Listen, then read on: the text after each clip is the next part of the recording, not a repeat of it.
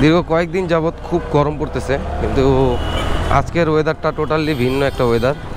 কারণ গতকালকেও যে পরিমাণ গরম ছিল, সকালবেলা উঠেই দেখি ওয়েদার পুরোপুরি চেঞ্জ। সামনের আকাশটা দেখলে আপনারা বুঝতে পারবেন যে হয়তো মনে হচ্ছে খুব একটা জোরে বৃষ্টি নামবে, আর এই বৃষ্টির মধ্যে হয়তো পড়ে যাব। অফিসে ঠিকঠাকভাবে পৌঁছাতে পারবো কি না এখনও শিওর না।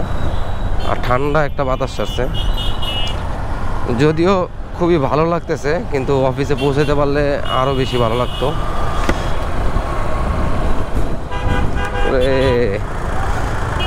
জ্বরের মধ্যে পড়েই তো যাবো মেবি। যাই হোক, ভাইজারটা লাগাই ফেললাম। এখন ঠিকঠাকভাবে পৌঁছাতে পারবো কি না জানি না, তবে আসলে কষ্টের পরই সুখ, সুখের পরই কষ্ট, এরকম নিয়ে লাইফটা চলে। মানুষের লাইফটা, জীবনটা এরকমই। কারণ গত কালকেও যে পরিমাণ একটা গরম ছিল, তার এক কোণাও এখন নাই। গতকালকে রাতেও আপনার গরমে মানে টিকা যাচ্ছিল না, এমন একটা অবস্থা। কিন্তু আজকে সকালবেলা উঠেই দেখি ওয়েদার টোটালি চেঞ্জ। আর রাস্তায় যে পরিমাণ বাতাস, ওরে বাবা, বাইক আরেক দিক টেনে নিয়ে যাচ্ছে।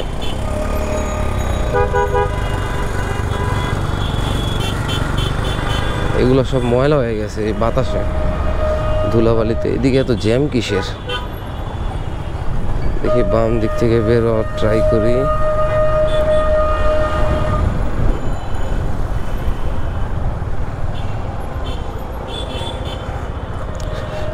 আর অনেকদিন পর পর ভিডিও করি, তো অনেক কথাই মুখে থেকে আসে না।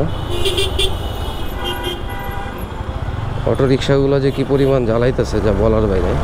ওই দেখেন, তুই বাম দিক দিয়ে যা, তা না।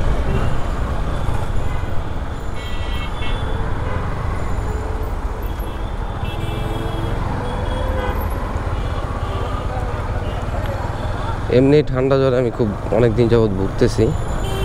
আর এর মধ্যে যদি আবার এই বৃষ্টি নামে, বৃষ্টির আগে যদি অফিসে ভালোভাবে না পৌঁছাতে পারি, তাহলে আবারও সেই ঠান্ডা জ্বর আরও কমার থেকে উল্টা আরও বাড়বে। তো বাইকও ভালোভাবে টানতে পারতেছি না, কারণ সামনে রিক্সা, গাড়ি।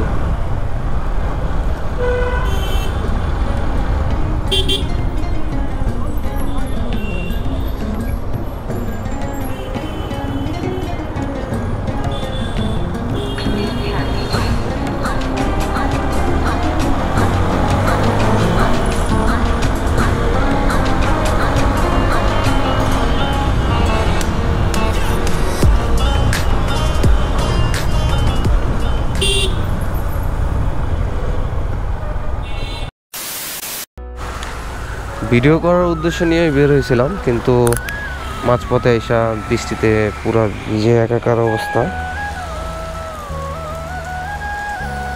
ইদানিং গত 2-3 দিন যে পরিমাণ গরম পড়ছিল, এরকম বৃষ্টিটা খুব দরকার ছিল। তবে ওয়েদারটা বৃষ্টি হওয়ার আগে খুব জোশ ছিল। দেখি এখানে কতক্ষণ দাঁড়াই, বৃষ্টিটা কমুক, তারপর ভিডিওতে ফেরত আসতে পারি কিনা, বা ভিডিও কন্টিনিউ করতে পারি কিনা।